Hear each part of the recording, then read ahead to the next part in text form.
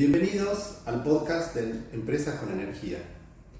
Este podcast conversamos sobre los protagonistas de la transición energética y sustentabilidad energética, y en este caso estamos con Virginia Vilariño, que hace mucho tiempo que la conozco. Ella es una profesional dedicada al tema del cambio climático, especialista, referente, es salteña, pero es referente nacional e internacional sobre estos temas de cambio climático y sostenibilidad. Hola Vicky, ¿cómo estás? Hola, Gracias por Agustín. venir. ¿Cómo estás? Gracias por invitarme a este espacio.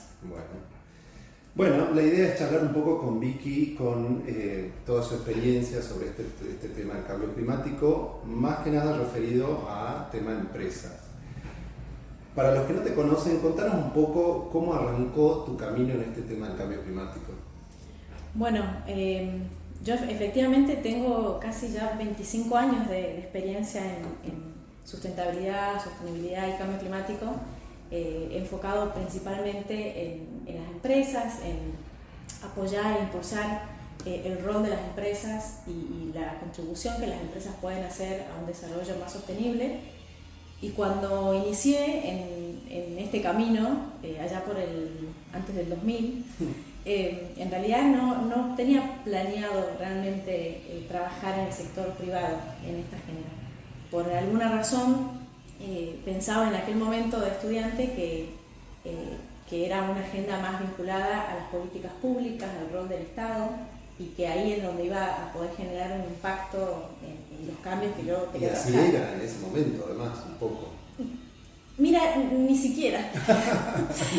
Ni siquiera creo, porque de hecho hice un intento fugaz por el sector público y al final encontré en el sector privado, te diría, el actor para canalizar, para ser más efectivo, al menos yo considero así, los cambios más profundos o la transformación más profunda que al menos en lo particular, en lo personal, quiero impulsar.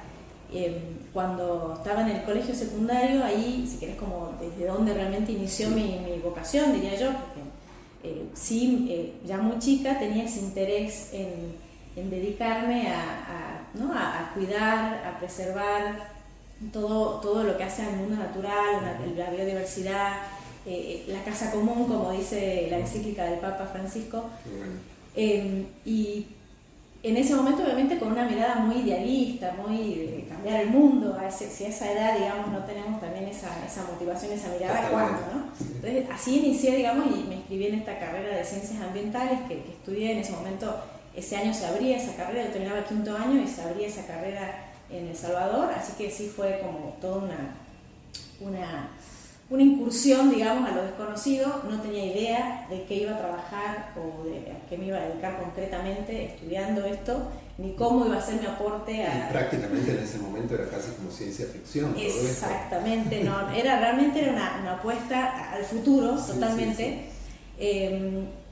Y ese, si querés, espero no haber perdido ese ideal de generar cambios profundos, generar cambios a largo plazo, que mejoren el bienestar de las personas, de la humanidad en general, en el planeta que estamos, en el planeta que vivimos, pero sí fui, digamos, aprendiendo a cómo impulsar efectivamente esos cambios, cómo canalizar esa motivación, ese ideal, y como te digo, realmente trabajando con el sector privado encontré que es un sector donde efectivamente las empresas, cuando entienden, cuando conocen, cuando miden cuáles son los riesgos y las oportunidades que se derivan de estos desafíos de la sustentabilidad, muy rápidamente generan cambios en sus modelos de negocio, en sus operaciones, en su cadena de valor. Y yo eso lo vengo viendo hace 20 años, 20 y pico años que trabajo en el sector, y veo el impacto, veo los cambios, veo las soluciones hechas realidad. Qué bueno lo que decís, porque está bueno esto de pensar estos temas desde el sector privado. Bueno, un poco la idea de este podcast siempre es esa, ¿no? De ver cómo las empresas pueden trabajar con temas de sostenibilidad, de sustentabilidad y hacerlos parte de su agenda. Hace como más de 20 años que vos estás en el CEAS, que es el Consejo Empresario Argentino para el Desarrollo Sostenible. Y bueno, contanos un poco de qué se trata este consejo y bueno, básicamente toda tu experiencia en la parte privada creo que viene desde ahí, pero está interesante el planteo, ¿no? Sí, El Consejo Empresario es una organización empresarial dirigida por y para empresas.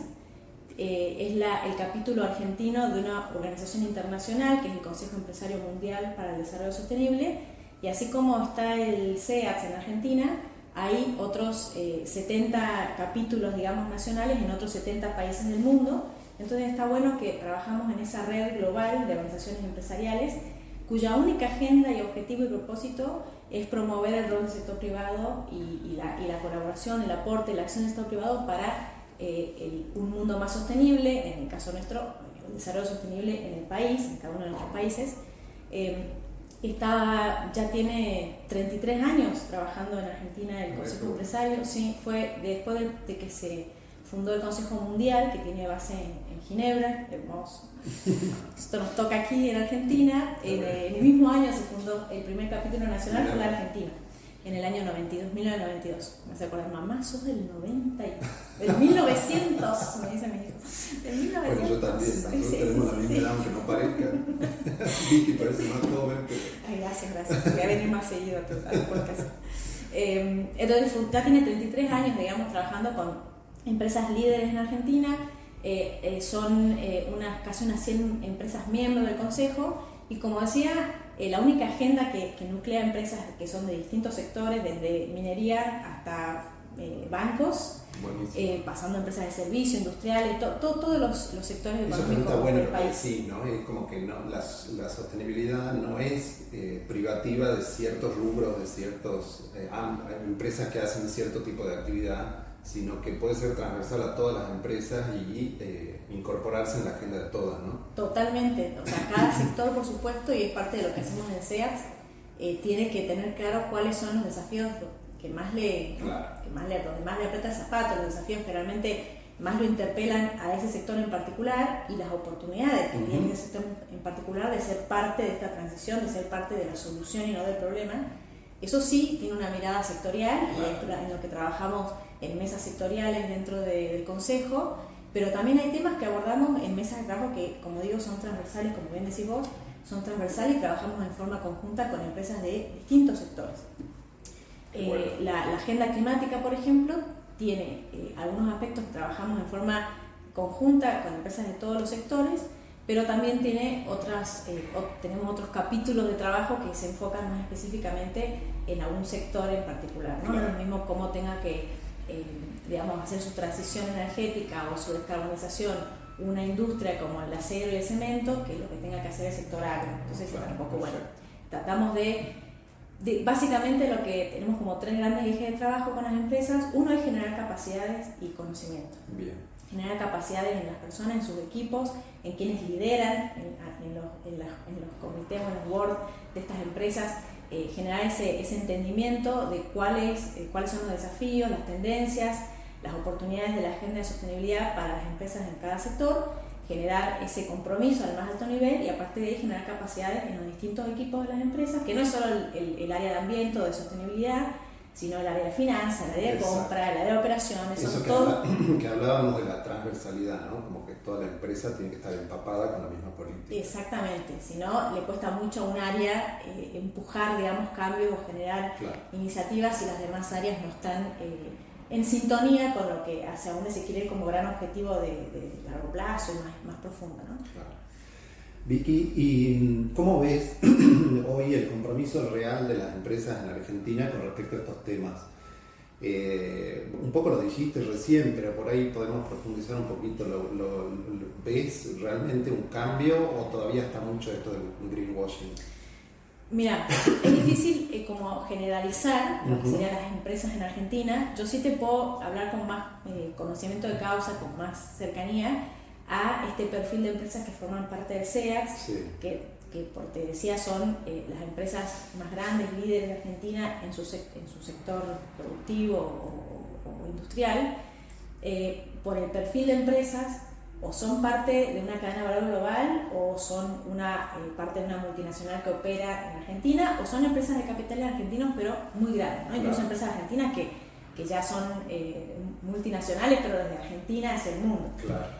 Por supuesto, lo que yo te comparto no es la realidad necesariamente del resto de las empresas o pymes, por ejemplo, en Argentina, que que no tienen quizás las mismas hoy motivaciones o incluso presiones para estar en la vanguardia de la agenda de sustentabilidad como estas empresas, ¿no?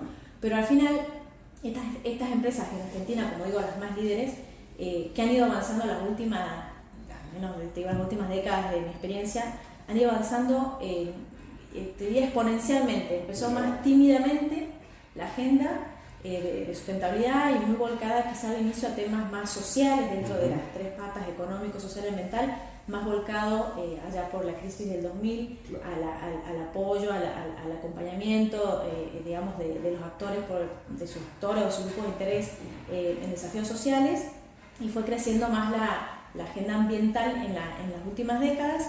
Y hoy tenés, te diría, a nivel de estas empresas, un compromiso real, un compromiso cierto, motivado, como te decía primero, porque son parte de empresas globales que tienen compromisos asumidos a nivel internacional de descarbonización, de energías renovables, de eficiencia energética, de uso eficiente del agua, de involucrar a toda su cadena de proveedores en estos estándares de sustentabilidad. Son objetivos que a nivel internacional están comprometidas y tienen que cumplir en todos los países donde operen. Entonces, ese tipo de empresas en Argentina, digamos, no tiene opción que estar en el mejor nivel de estándares internacionales. Sí, las pymes con las que yo laburo mucho es como otro universo, ¿no? En donde realmente la lucha es mucho más diaria, es como que, bueno, tenés que estar con tema de costos, y bueno, por eso a mí el tema de la eficiencia energética dentro de todo esto es como, me parece como mucho más posible de trabajar con las pymes, porque ven el beneficio económico y financiero rápidamente y a la vez empiezan a incorporar un tema de sustentabilidad dentro de su universo, digamos, de manera un poco menos difícil, ¿no? Sí. De hecho, eso aplica también, te digo, a grandes empresas.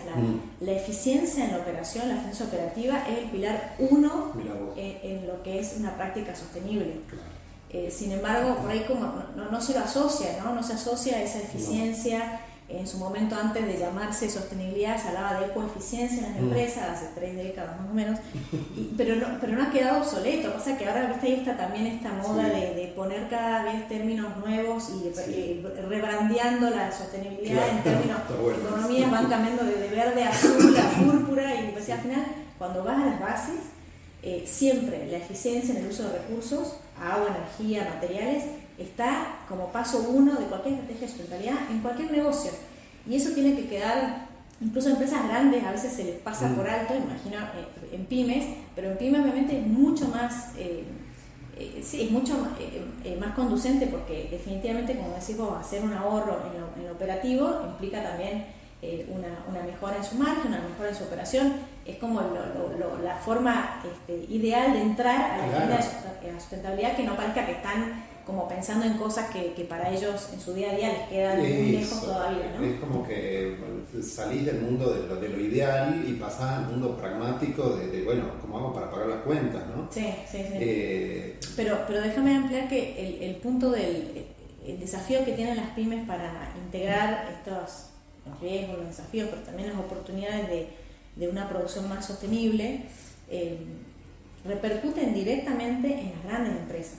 Porque las grandes empresas, su cadena de valor está formada totalmente por pymes. Totalmente, por eso pymes. Está buenísimo. Y para que una empresa pueda decir que gestiona su negocio o su producto o servicio de forma sostenible, hoy por hoy es un estándar básico a nivel nacional e internacional que tiene que hacer parte de esa gestión sostenible de su cadena de valor. Vos no podés ser una empresa sostenible solo con las prácticas que aplicás o estándares que aplicás en tu operación directa, en tu metro cuadrado. Totalmente. Si toda tu cadena de valor no sigue los mismos estándares y objetivos, no cumplen con sus objetivos. Sus objetivos corporativos implican o incluyen a su cadena de valor. Entonces, eso en Argentina, te diría, mucho más que la legislación o incentivos públicos, ha elevado mucho la vara de las prácticas ambientales y sostenibles en las pymes. La misma empresa grande, cascada total, pero la misma empresa grande se tiene que hacer responsable, tiene que hacer cargos, suena muy pesado, pero de su cadena de valor, y muchas empresas, estas empresas líderes, como te digo, de Argentina, tienen programas de fortalecimiento de su cadena de valor muy buenos, muy interesantes, con mucha inversión detrás, con décadas de trabajo detrás, claro, décadas trabajando con sus productores, proveedores, para ayudarlos, para acompañarlos en capacitaciones, en recursos, para que se pongan también el mismo nivel de estándares de práctica, ¿no? Sí, pero no alcanza. Con claro, que el sector privado, con las empresas grandes, traccionando su cadena de valor, con esto, como te digo, décadas y mucha plata invertida, no llegamos a generar la transformación y el claro, impacto que necesitamos, porque son cambios más sistémicos y ahí sí o sí necesitas de otros actores. claro. El sector privado solo Y tampoco ahí ya puede. entra el Estado y todo lo demás, claro. ¿Cuáles son los principales o mayores desafíos que enfrentan estas empresas cuando quieren empezar a reducir su huella de carbono o implementar estas estrategias de las que vos estás hablando? Mira, superada la primera barrera, que es las capacidades, el conocimiento, ¿no? Entender dónde están tus riesgos o tus oportunidades de mejora, que es obviamente siempre una gran barrera.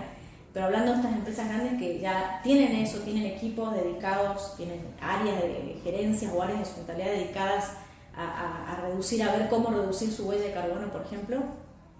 Los mayores desafíos están en cómo conciliar, como hablábamos un poquito antes, cómo conciliar esas propuestas desde un área de sustentabilidad con otras áreas como las de finanzas, como las de compras, como las de operaciones, porque las medidas más, si querés, significativas para reducir el impacto en términos de huella de carbono de un producto, de un servicio, de operaciones, implican cambios más transformacionales en una empresa, de revisar, por ejemplo, los insumos y materias primas que usás, si hay un mejor producto o insumo para cambiar, implica que el área de compras esté dispuesto también a salirse de su regla de 5 criterios para elegir al mejor proveedor, y agregar, claro, por supuesto. Y agregar criterios de sustentabilidad sí, que ni siquiera conoce, claro, ¿no? Ni siquiera conoce. Entonces, eso, por ejemplo, ha sido para muchas empresas y han ido superando, involucrando a esas áreas, como te digo, compras, por ejemplo, que es como el clásico para convencer y traer al equipo, digamos. Y finanzas también. Y finanzas, definitivamente, hoy es como pasa, ¿no? Claro, finanzas también hoy debe estar incorporándose como medio un aliado en todo esto, porque también empiezan a haber créditos que benefician a empresas que se estén midiendo, que tengan trabajado este tema o no. Totalmente. El área de finanzas, que hasta hace unos años era siempre como digo, ¿no? Claro. Bueno, pasamos todas las instancias hasta que llegamos a finanzas y ahí nos bajan, claro. Ahí ya nos bochan el proyecto. Fue muy radical el cambio en el área de finanzas en los últimos años y realmente hoy es un aliado, no solo porque ve y conoce y es el área que le llegan estas oportunidades para acceso a financiamiento o tasas más blandas, etcétera, claro, sino porque también es el que recibe todos los requerimientos, desde requerimientos normativos o regulatorios, claro, o voluntarios en algunos casos, voluntarios que más vale que cumple, claro, que más vale que lo cumpla, porque si no queda fuera de un mercado, digamos. No hay voluntarios ahí, claro. Sí, exacto, no está regulado en Argentina, pero por eso se habla de que es voluntario, pero son estándares o requisitos que a nivel internacional sus principales proveedores, por ejemplo, o sus principales accionistas o las principales entidades que hoy financian esas empresas le requieren a las empresas de informar cada vez más de forma transparente cuál es su acción en el cambio climático, qué está haciendo, si tiene objetivos, si está reduciendo emisiones, cuáles son los riesgos que anticipa que el cambio climático va a generar en su negocio, cómo está traduciendo esos impactos del cambio climático en riesgos financieros. Todos esos requerimientos de información y de evaluación de riesgo climático le llega al área de finanzas de una empresa. Ya no llega al de ambiente, le llega al de finanzas directamente. Entonces de repente tienen que empezar a entender estos temas que hasta ahora les pasaban por arriba así. Totalmente. Y también entra en escena, últimamente ha entrado en escena el área también de gestión de riesgos de negocio. Claro. Todas las empresas tienen su área de gestión de riesgos, donde van analizando, por ejemplo, tendencias regulatorias, tendencias de mercado, tendencias de consumidores, ¿no? Y obviamente otros aspectos más de riesgos de la operación, ¿no? Claro. Una disrupción en la cadena de valor, una disrupción de abastecimiento de energía, no sé. Todo eso tienen una gimnasia obviamente muy bien adquirida las empresas de cómo anticipar esos riesgos y cómo van a responder, qué planes de respuesta van a tener. Estas áreas de riesgos también en los últimos años han tenido que incorporar los riesgos de sustentabilidad a esa evaluación, y especialmente los riesgos de cambio climático, especialmente. Entonces ahí es donde se juntan el área de sustentabilidad con el área de gestión de riesgos del negocio a trabajar juntos en, bueno, más allá de todos los riesgos que vos tenés súper mapeados, que los conocés, que los venimos, si querés, sorteando desde que la empresa opera. Ahora se suman estos riesgos de cambio climático que no es sencillo, no estaban, y no es sencillo traducir qué significa tanta probabilidad de tantos milímetros menos de lluvia en tal lugar en mi cadena de valor o en mi negocio. O milímetros más de lluvia. O más. O sea, depende del negocio. Exactamente. Entonces, depende del negocio, y ahí tenés empresas, por ejemplo, como servicios energéticos en Argentina, empresas proveedoras, digamos, las distribuidoras de energía eléctrica, que en un momento digan, bueno, no hay cambio climático, o sea, si llueve, si truena, si hay una la red funciona en principio, es algo que sea una catástrofe que me tire abajo la red, que puede pasar, pero hay cambios, hay cambios que ya estamos viendo y que las empresas habían proyectado, ahora empiezan a proyectar, en el cambio en la estacionalidad de la demanda, o con cuánto se demanda durante el día, por ejemplo, energía, en qué momento están los picos y los valles de consumo de energía de la gente, o incluso el verano, cada vez se extiende más los periodos de calor, entonces esa demanda que era estacional y tenías, no sé, 2 semanas de pico, ahora son capaz que es un mes entero. Y las empresas están preparadas para dar respuesta a esa demanda que va cambiando. Claro, y se suma además el efecto de isla de calor, que también en las ciudades, y toda esta cuestión de que suma más, echa más leña al fuego, digamos. Así es. Y te doy ese ejemplo de una distribuidora de energía eléctrica porque es como el que vos dirías, bueno, no voy a dar un ejemplo obvio, que es cualquier producción de un alimento. Realmente todo lo que está vinculado a la actividad agrícola y ganadera está directamente impactada, y eso es obvio, y esas empresas ya tienen eso mucho más incorporado en su evaluación, pero empresas de servicio lo tienen mucho más alejado, y bueno, están aprendiendo de toda esta gestión. Bueno, qué interesante. Y ahora yendo al tema de que vos fuiste una autora líder del IPCC, que es el panel científico más importante del mundo sobre el cambio climático. Contanos un poco de esa experiencia, qué significó para vos, qué tal fue. Bueno, la verdad que la primera vez que me convocaron fue como un poco antes del 2010 creo que fue la primera vez, porque ya fui autora de 3 reportes del IPCC. Ahora se va a iniciar un nuevo reporte, un nuevo ciclo de reporte, y bueno, si bien lo que ocurre es que los países nominan a Naciones Unidas una lista de los que consideran sus expertos, sus referentes en el tema, y de ese pool, digamos, de expertos que nominan todos los países del mundo, Naciones Unidas elige un grupo, digamos, unos 100, 120, depende el impacto, o sea, la complejidad del informe, del estudio que hay que hacer, elige unos 100, 120 autores para liderar, digamos, estos estudios, ¿no? Para mí fue un logro profesional realmente muy importante, y todavía mantenerme en esos años siendo autora, porque la primera aproximación que yo tuve al cambio climático fue en mi primer trabajo serio, digamos, porque había hecho muchas pasantías, pero el primer trabajo que tenía que trabajar, que fue que me pagaban también, que fue en Techín, en el año 2000, un poquito antes del año 2000 entré, y fue ahí en una dirección de innovación y tecnología, que era del grupo Techín, digamos, y el director, mi jefe, que era el director de innovación, un día ahí en lo que estaba en mi escritorio, me tira así los 3 ladrillos de informes de cambio climático del IPCC, que era en ese momento la primera edición, digamos así. Claro. Y me dice, yo estaba terminando mi carrera, y si bien había estudiado el cambio climático como un tema más de lo que había estudiado, pero ni profundizado ni nada, si bien el cambio climático en ese entonces ya estaba muy estudiado, o sea, no es que era un tema emergente, pero sí era emergente en la comunidad en general, era un tema emergente en la comunidad científica, pero en el sector privado definitivamente no existía.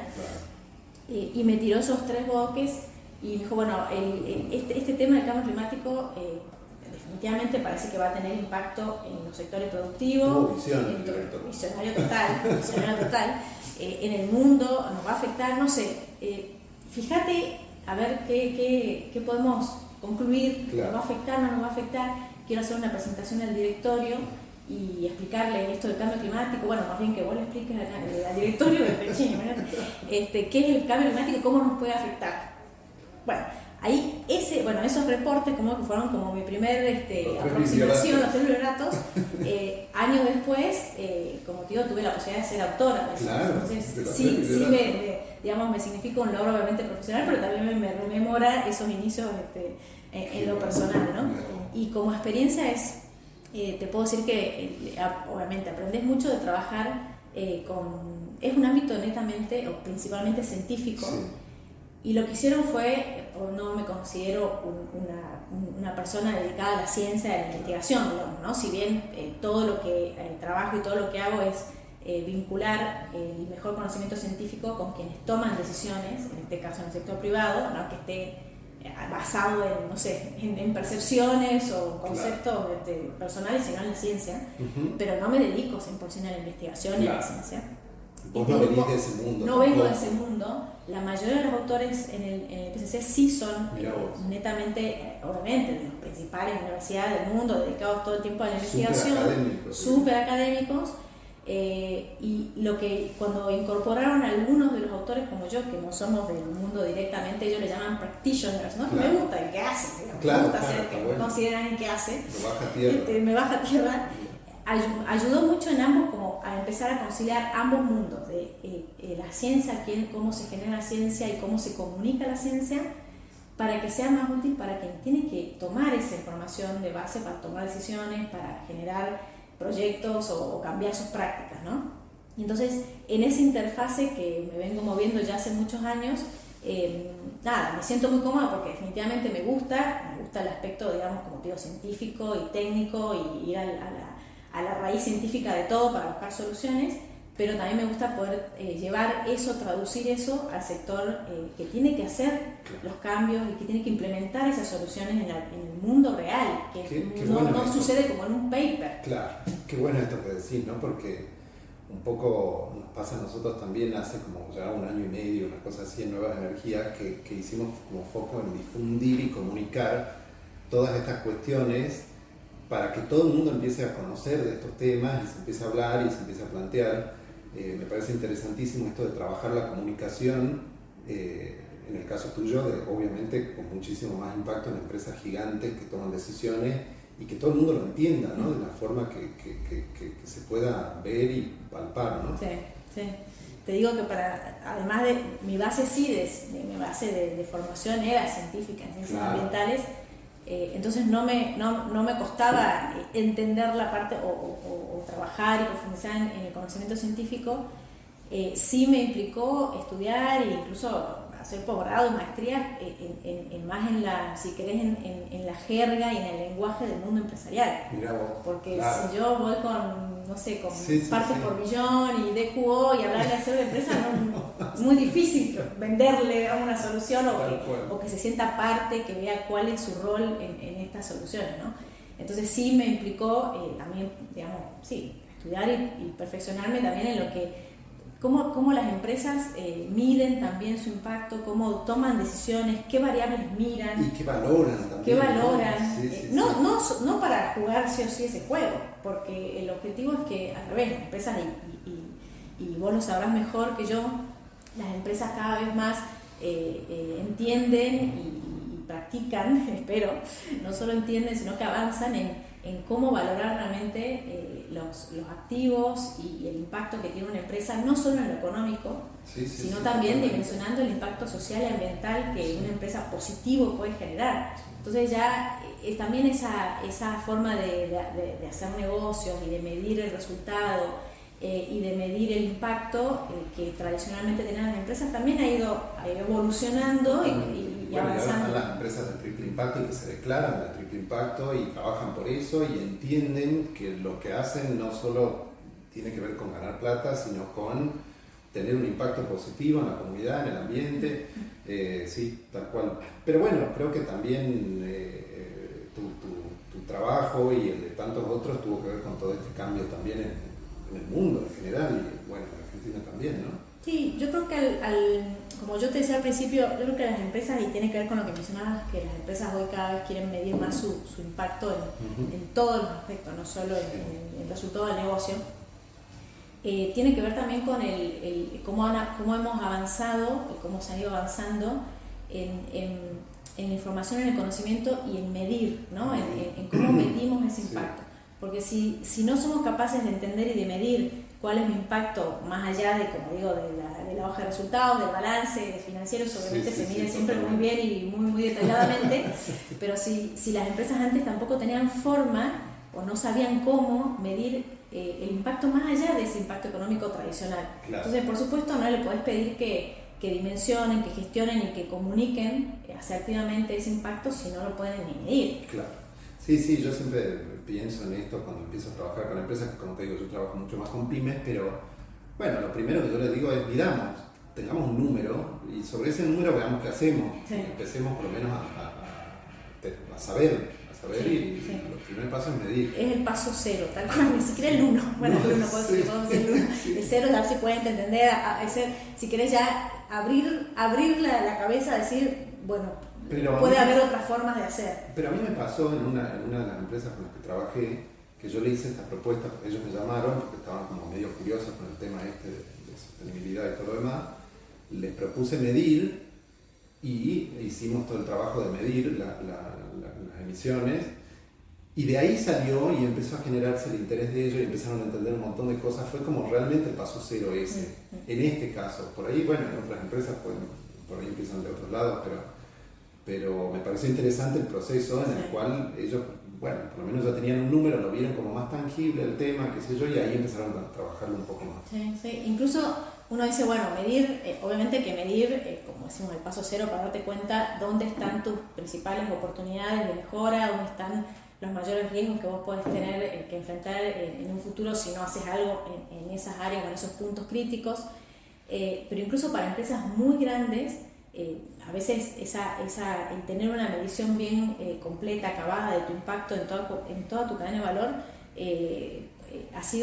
puede generar un cambio de juego. Y te doy el ejemplo de una empresa como Unilever, enorme, verdad, que sí, bueno, Unilever de tener medido todo hasta el último, no tenía todo medido hasta el último detalle hasta hace mucho.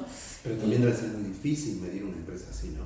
No, bueno, ellos lo que hicieron fue, que es lo que una de las estrategias más, si se quiere, efectivas y necesarias en lo que hace a huella de carbono, ellos midieron cuál era el impacto de todos sus productos que son de consumo masivo, que todos nosotros usamos en nuestras casas, cuál era el impacto en huella de carbono de esos productos en todo su ciclo de vida, desde los insumos y materias primas que ellos tienen que abastecerse para poder fabricar, por ejemplo, pongamos el jabón para lavar la ropa, que es algo concreto, todo el proceso y sus plantas productivas para producir ese jabón de lavar ropa, después todo el impacto que genera que cada una de nuestras casas lavemos la ropa con ese producto, y hasta qué sucede al final con el envase donde venía. Todo eso analizaron, y lo que se dieron cuenta es que ellos venían invirtiendo mucha plata y metiendo muchas medidas y buenas prácticas, eficiencia y todo en sus plantas industriales, en su proceso productivo para producir ese jabón en polvo. Y se dieron cuenta que lo que generaba la huella de carbono, el impacto de la huella de carbono en esa etapa era el 1,5% del impacto total. A lo sumo llegaba a un 2% del impacto total. Ellos metiéndole toda la pila a ese eslabón, a ese proceso, y a lo sumo van a hacer desaparecer el 2% del problema, que tampoco porque es cero impacto. No podés tener cero, claro. El 80 o 80 y pico por ciento del problema estaba en la etapa de uso de ese jabón en polvo, que es por el consumo de energía que genera el proceso de lavado. Claro. Cuando se dieron cuenta de eso, cuando midieron eso y se dieron cuenta que el problema estaba ahí, ¿qué hicieron? ¿Dónde está la solución? Porque no podemos meternos en la casa de todo el mundo. Obviamente generar una campaña de engagement, de compromiso con sus clientes, que también está bueno porque generas ahí un buen acercamiento, un buen compromiso de cuáles son las mejores prácticas para lavar la ropa, y qué es lo que ustedes muchos escucharán o mismo en el producto está escrito, o escucharán en la propaganda de lavar con agua fría, lavar en lavados cortos de 30 minutos suficiente, pero para llevarle esos mensajes y poder incidir en que el consumidor también haga su parte del esfuerzo y reduzca el consumo de energía en el lavado, lo que tuvieron que hacer es rediseñar el producto. Tuvieron que irse más atrás y decir, bueno, ¿cuál es el producto? ¿Cómo tendría que ser nuestro jabón para que demande menos tiempo de lavado y que menos no demande agua caliente, que se lave igual con agua fría, que es lo que te cambia radicalmente el consumo de energía en el lavado, si es agua caliente o agua fría. Obviamente algo de tiempo tiene que lavarse, no hay forma, ¿no? Tal cual. Pero ¿cómo hacemos más eficiente esa etapa de proceso nosotros? Nosotros como empresa, rediseñando el jabón. Y ahí surgen los jabones líquidos concentrados. El jabón líquido concentrado no es otra cosa que una solución para reducir la huella de carbono de lo que era antes el jabón en polvo tradicional, común. Claro. Y entonces si vos comprás, si ellos han diseñado ese producto, hoy siguen innovando y siguen pensando en formas de que cada vez sea más eficiente el producto, que menos energía requiere en el lavado. Pero ese producto, que vos decís, bueno, puede ser una estrategia X de una empresa, responde a haber medido cuál era el impacto de todo su producto en la cadena de valor y ellos aportaban una solución en el producto, porque no podés solo decir, bueno, qué lástima. Claro. La culpa es de la gente que lava su casa. Esto me excede, está fuera de la empresa, yo ya no tengo que hacer. Que la gente se haga responsable, ¿no? Mirá qué bueno. Y Vicky, ¿y esto lo comunicaron de alguna forma a ellos o no? Bueno, mirá qué interesante, porque en otros mercados sí. En otros mercados donde ellos perciben o estudian que perciben que el consumidor le da importancia a estos atributos al producto, estos atributos más sustentables al producto, sí lo comunican de esa forma. Informan la huella de carbono de ese producto, cuánto es más baja que el producto, el otro, o la competencia, o el mismo producto de ellos, pero en polvo, porque lo que quieren es que la gente deje de usar ese jabón en polvo y use el otro, entonces hacen campañas aludiendo al atributo de menor huella de carbono. En Argentina, mercados como el nuestro, digamos, donde por alguna razón debe ser fundada, perciben que eso no va a generar un cambio en la disponibilidad de comprar un producto por otro, no hacen hincapié en eso. No hacen hincapié en eso. A ver, pero eso está empezando a pasar.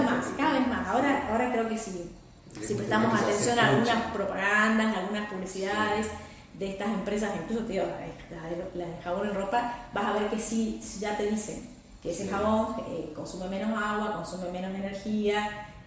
Hace un tiempo esta parte empieza a generarse esa movida. Y de hecho, por ejemplo, en el tema viajes también, ¿viste? En todo lo que es turismo, Booking ya está informando que esto consume menos, tiene como un loguito, ¿no? De sustentabilidad y la huella. Sí. Google también te dice en Google Maps por dónde ir más cerca, que consumís menos. Sí, ¿viste? así es. Creo que se va, y un poco lo ato a tu pregunta anterior de si en Argentina también, o en general en el mundo, las empresas caen mucho en el greenwashing o realmente hacen.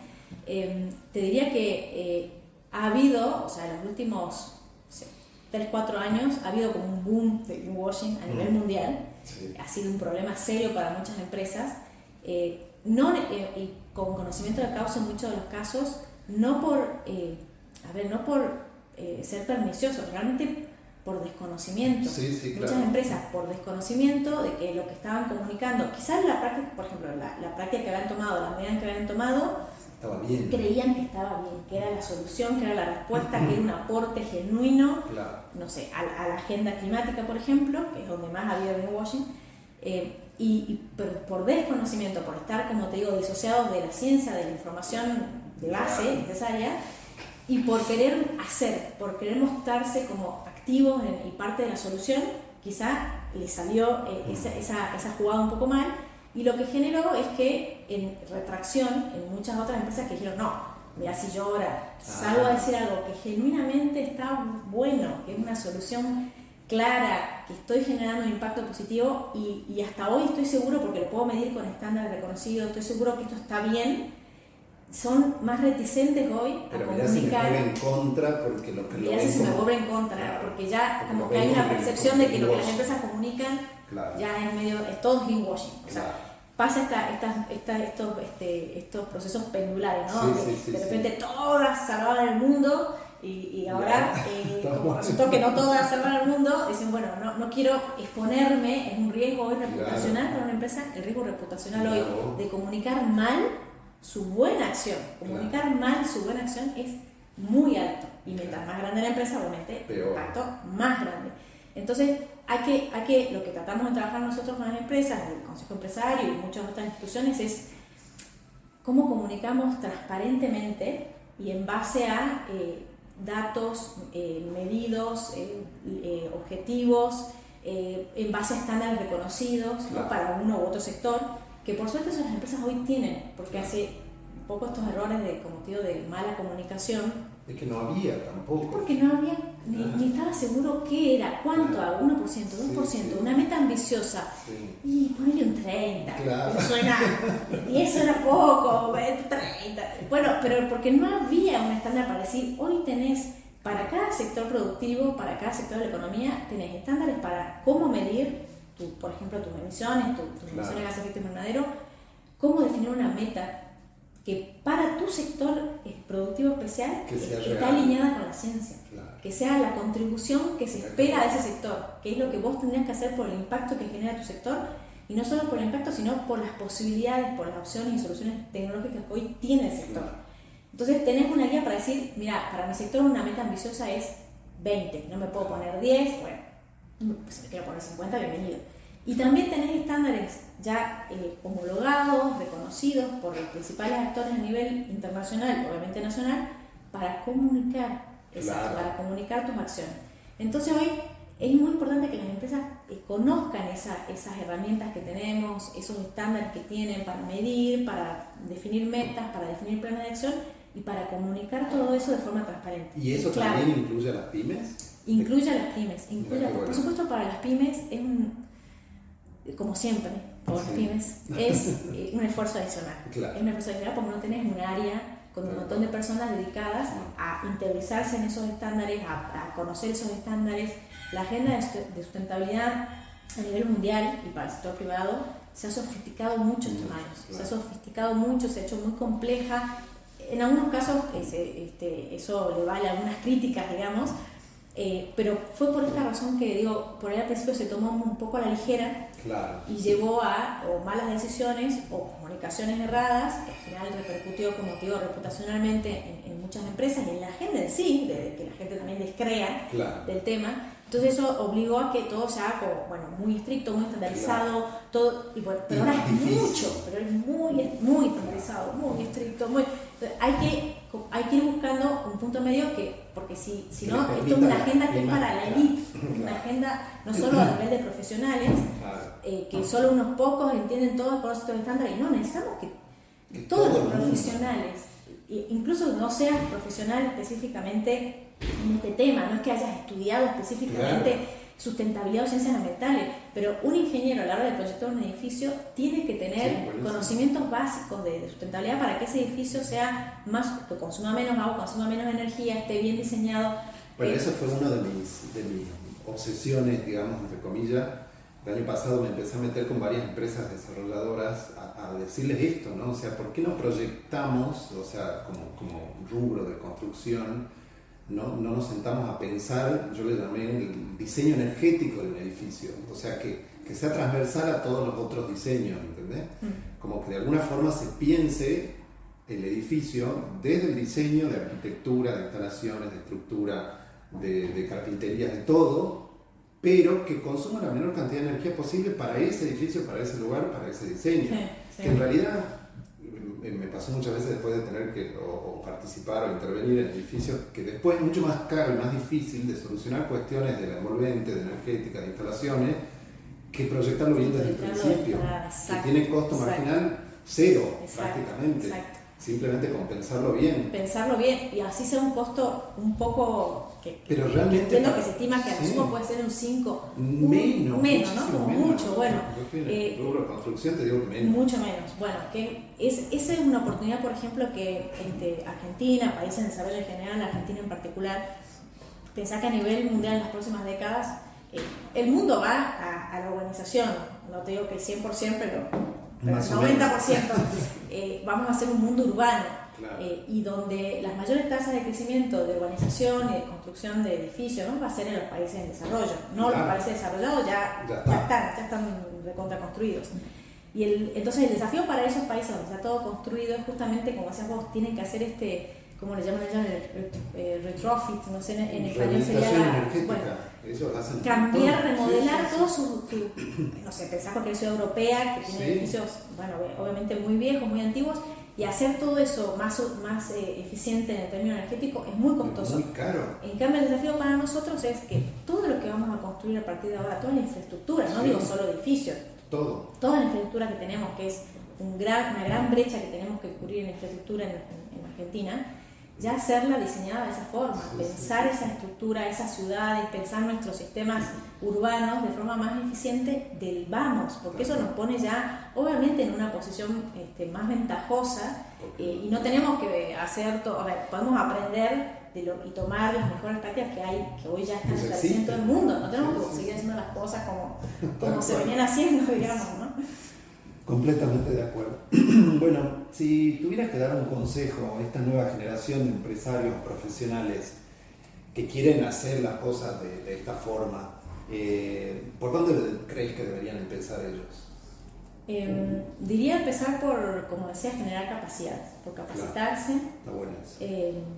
Y generar los conocimientos básicos. Como digo, esta agenda puede a veces parecer o está avanzando y se está haciendo muy sofisticada, como digo, muchos para implementar, para medir y para comunicar muchas prácticas, pero hay ciertos conceptos y conocimiento básico, que cualquier empresa puede tomar, puede adquirir, y a partir de ahí, por lo menos con esa información, ese conocimiento básico, poder discernir, por ejemplo, con quién asesorarse o qué es lo que necesito, qué tipo en dónde tengo que explorar más, y obviamente rodearte de una red, que sería nuestro consejo, no solo generar capacidades y sobre todo en el sector en el que estés, estar bien al tanto de las tendencias para ese sector en la agenda de sostenibilidad, por dónde vienen los requisitos, por dónde vienen los incentivos, por dónde vienen las tecnologías, cómo va evolucionando. Eso por un lado, y por otro generar red, generar alianzas con no solo en tu sector, sino con otros actores, como digo, el sistema científico, el sistema técnico, con el sector público, con asociaciones que trabajan en esta agenda. Es muy difícil, casi imposible diría, para una empresa, incluso grande, imagínate más una pyme, abordar todos estos desafíos de la sostenibilidad solo. Sí, bueno, claro, yo esto lo puedo entender y lo puedo desguazar solo, yo puedo darme cuenta por dónde van las tendencias, qué es lo que hay que hacer, las mejores prácticas, es muy difícil hoy, es muy difícil solo, no es muy difícil hacerlo, es muy difícil hacerlo solo, pero si encontrás, como digo, esos socios de conocimiento, por un lado, esos socios que ya están avanzando y de los que podés aprender, y de empezar a articular más con el gobierno es indispensable también, porque como dije, vos podés hacer muchas buenas prácticas dentro de tu operación directa, de tu empresa, incluso podés incidir y apoyar a la cadena de valor, pero para la escala de cambios que necesitamos, que son más sistémicos, una empresa sola es difícil que logre eso, ¿no? Bueno, Vicky, para ir cerrando, ¿qué crees que te motiva a vos para seguir en esto después de tantos años en este camino? ¿Cómo lo ves? Mira, primero te diría que la urgencia, digamos, la conciencia del impacto que hemos generado, y que si no cambiamos nuestra forma de producir y consumir, vamos a seguir generando. Como digo, la ciencia, la información, la mejor ciencia disponible nos dice que vamos a enfrentar, si no cambiamos de rumbo, vamos a enfrentar impactos realmente muy, muy serios a nivel de sistemas económicos, sistemas productivos, y sobre todo sistemas sociales, ¿no? Porque nuestras sociedades no van a poder adaptarse a tiempo todos, digamos, de forma justa, equitativa, si no limitamos el nivel de impacto en el que un poco estamos encaminados. Eso obviamente me motiva, pero también me motiva ver que las soluciones ya existen, las soluciones para todas las transformaciones que necesitamos hacer en la forma en que producimos alimentos, generamos energía, nos movilizamos en transporte, construimos las ciudades.